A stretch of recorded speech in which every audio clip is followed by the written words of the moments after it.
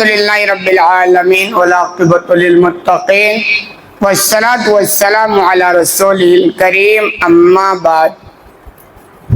باتیں حدیث نمبر 4905 کے تعلق سے چل رہی ہیں، جس میں ابوبکر صدیق رضی اللہ عنہ کی زندگی کا واقعہ نقل کیا گیا ہے۔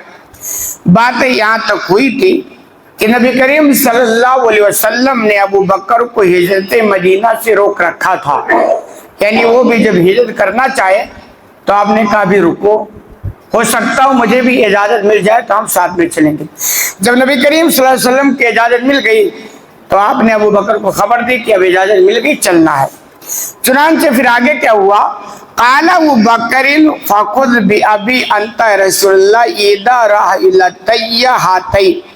تو ابو بکر نے کہا اللہ کے رسول، میرے ماں باپ آپ پر فدا ہوں، میری یہ دونوں اونٹنیوں میں سے کوئی ایک آپ لے لیں۔ یعنی پہلے بھی یہ تھا کہ جب آپ کو ابو بکر کو خبر لگی کہ سفر ہونے والا ہے تو وہ اپنی دونوں اونٹنی کو پال کے کھلا پلا کے اچھا خاصا تیار کر رہے تھے، اور جب وہ دن آ گیا تو ابو بکر نے کہا اللہ کے رسول دو سواری ان میں سے ایک آپ لے لیں۔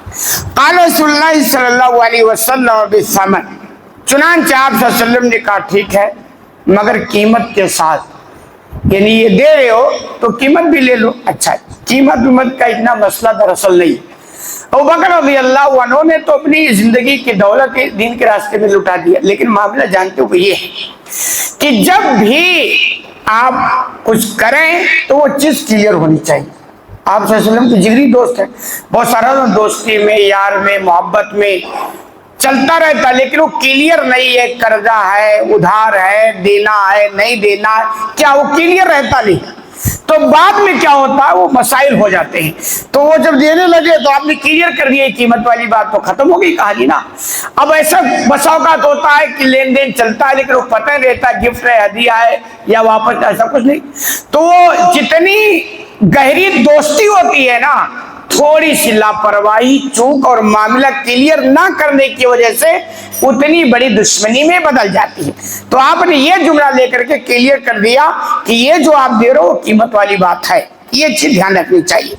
قالت عائشہ فجازناہما احس الجہاز، عائشہ بیان فرماتی ہیں پھر ہم نے جلدی جلدی سامان سفر کی تیاری کی، یعنی جب یہ ہوگا کہ نکلنا ہے تو جلدی جلدی جو بھی تھا تیاری میں ہم لگ گئے۔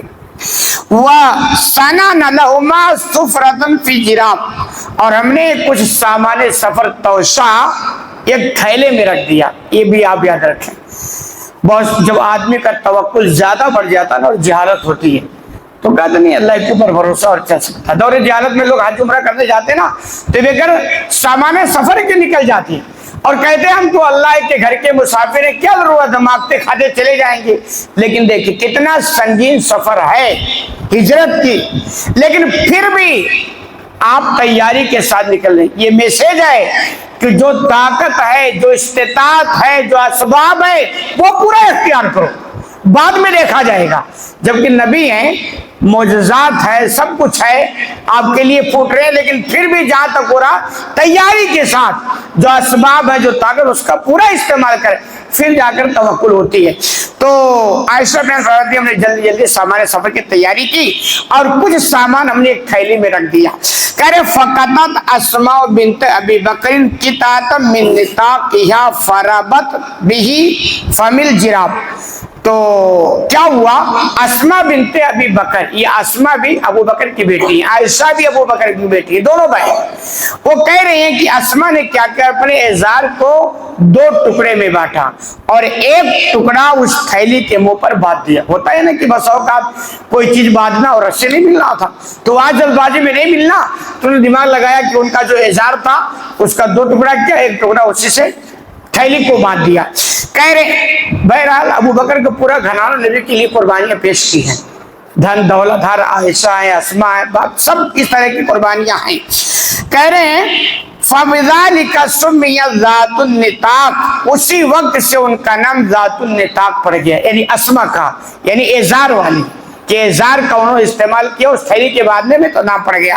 قال ثم ملك رسول اللہ صلی اللہ علیہ وسلم و ابو بکر بغار فی جبل ثور، اور آپ صلی اللہ علیہ وسلم و بکر اس غار ثور یعنی جبل ثور کا جو غار ہے اس میں آپ نے پڑاؤ کیا. جو لوگ وہاں گئے جانتے ہیں 3-4-5 میل کے فاصلے پر مکہ سے جہاں آپ کا گھر تھا, وہاں سے نکلے اور غار ثور, ایک ہے غار حرا جہاں آپ کو نبوت ملی تھی, وہ بھی تھوڑی دوری پہ ہے, وہ بھی بہت اونچائی پر ہے, لوگ جاتے ہیں چڑھتے ہیں, بڑا مشکل کام ہے. لیکن دیکھا جائے تو اس وقت کیسے انہوں نے چڑھا ہوگا وہ اللہ بہتر جانتا. تو ایسے غار ثور بڑی اونچائی پر ہے. جب وہاں سے نکلے تو وہاں جا کر, اب تو شاید وہاں جانے نہیں دیتے ہیں لیکن پہلے لوگ جاتے تھے, تو تھوڑی دوری پہ 4-5 میل کی دوری پر ہے, بہت اونچائی پر ہے. یعنی آپ اگر جا کے دیکھو تو دماغ نہیں کام کرتا کہ کیسے جا کر کے اتنی اونچائی پر آپ نے پناہ لی تھی, لیکن ہوتا ہے, اللہ تعالیٰ آسانیاں پیدا کرتا ہے. تو کہہ رہے جا کر کے اسی جبل ثور میں, غار ثور میں پناہ لی. فقمنا فی 3 لیال, اور 3 رات آپ نے اس میں قیام کیا. ابو بکر کے ساتھ آپ نے اس غار میں 3 دن قیام کیا. طریقہ یہی تھا کہ اگر فوراً یہاں سے نکلتے ہیں دشمن پیچھا لگ جائے گا, تازہ معاملہ رہتا ہے. تو ایک حکمت یہ کہ بھائی پہلے ہی چھپ جاتے ہیں, اس کے بعد جب 2-3 دن میں معاملہ ٹھنڈا ہو جائے گا تو نکل جائیں گے. یہ طریقہ آپ نے اختیار کیا. یبیت عندہما عبداللہ بن ابی بکر وہو غلام شاب ثقیف لقن. کہہ رہے ہیں ان دونوں کے پاس یعنی ابو بکر اور اللہ کے رسول صلی اللہ علیہ وسلم کے پاس ابو بکر کے ایک بیٹے تھے عبداللہ بن ابو بکر, یہ رات کو وہی گزارتے تھے اور یہ بہت ہوشیار تھے اور ذہین تھے, تیز دماغ کے تھے. وہ رات کو جا کر وہی گزارتے. فیود اللہ جو من عندہما بسار, اور جیسے سحری کا ٹائم ہوتا تیسرا پہر فجر سے پہلے وہ وہاں سے نکل کے چلے آتے. فیصبح ماں قریش بھی مکہ تک قبائل, اور صبح جو ہوتی تو وہ مکہ والوں کے ساتھ ہوتے. ایسا لگتا کہ یہ مکہ والوں کے ساتھ یہ رات گزاری. یہ رات کو وہاں جا کر نبی کے پاس ٹھہرتے وہ بکر کے پاس, اور رات کا جیسا تیسرا پار ہوتا تو اندھیرے میں نکل کے مکہ میں واپس آ جاتے تاکہ کسی کو خبر نہ ہو سکے. کہہ رہے صبح وہ یہاں مکہ میں ہوتے اور لوگوں کو پتہ لگتا کہ یہ رات یہی گزارے ہیں, اور اگر صبح ہوتا تو لوگ ان کے پیچھے لگ جاتے. کہ حکمت کا تقاضا تھا. کہہ رہے فلا یسمع امرا یقطع دان به الا وعوا حتى یاتیما بخبر ذلك حين یختلط الظلام. کہہ رہی ہے جب مکہ میں آتے تو مکہ کی پوری خبر لیتے, یعنی جو بھی نبی ابو بکر کے خلاف پروگرام یہ بناتے, کوئی سازش کرتے تو سارا نوٹ کرتے, اس کو محفوظ کرتے. پھر جب شام ہوتی, رات کی تاریکی پھیل جاتی تو وہاں واپس ہو جاتے نبی کے پاس. خبر ذالک, یعنی وہ سارا خبر لے کر نبی کے پاس جاتے اور ان کو رپورٹ دیتے کہ بھئی ایسے ایسے حالات ہیں اور آپ کے خلاف ایسا ہو رہا ہے, ایسا معاملہ. کیونکہ یہ تو وہاں سے نکلنا ہے نا, تو پوری نگاہ رکھی جا رہی ہے کہ بھئی مکہ والوں کے کیا ایکشن اور ایکشن ہو رہا ہے. تو یہ ساری خبر وہاں جا کر کے پہنچاتے تھے. وَإِرَا عَلَيْهِمَا عَامِرُ بِنْ فُوَيْرَةَ مَوْلَى أَبِي بَكْرٍ مُنْحِتًا مِنْ غَنَمٍ فَيْرُوهُهَا عَلَيْهِمَا. کہہ رہے اسی طرح ابو بکر کے غلام تھے عامر بن فہیرہ, یہ دودھ والی بکریوں کو لے جا کر کے انہی کے پاس چراتے تھے, یعنی اسی پہاڑی پہ لاتے غار ثور کے, اور وہاں دودھ والی بکری لے کے آ کے چراتے, اور لوگ سمجھتے کہ یہ بھائی اپنی بکریاں چرانے آئے ہیں. اور کہہ رہے جیسے رات کی تھوڑی تاریکی ہوتی تو یہ بکریوں کو گاڑی کے اندر لے کے چلے آئے, جو دودھ والی بکری ہوتی, اور وہ دودھ کا اسی سے ان کا گزارا ہو رہا تھا. دودھ وہاں سے نکالتے اور پھر وہ گرم کرتے, دودھ غذا کا کام کرتا ہے. اس طرح گاڑی ان کی چلتی رہتی. یعنی اس کو آپ سنیں اور یاد کریں کہ کیسی کیسی قربانیاں انہوں نے دین اسلام کے لیے دی ہیں. ہم تک جو اسلام پہنچا ایسے نہیں پہنچا ہے. اس لیے ہم کو چاہیے کہ جو پہنچ گیا نا کم از کم اس پر عمل تو کریں تاکہ کل اللہ کے سامنے ہم چہرہ دکھا سکیں. حدیث لمبی ہے, باقی بات انشاءاللہ اگلی درس میں. اللہ رب العالمین سے دعا ہے کہ العالمین تمہیں کہنے سننے زیادہ عمل کرنے کی توفیق عطا فرمائے.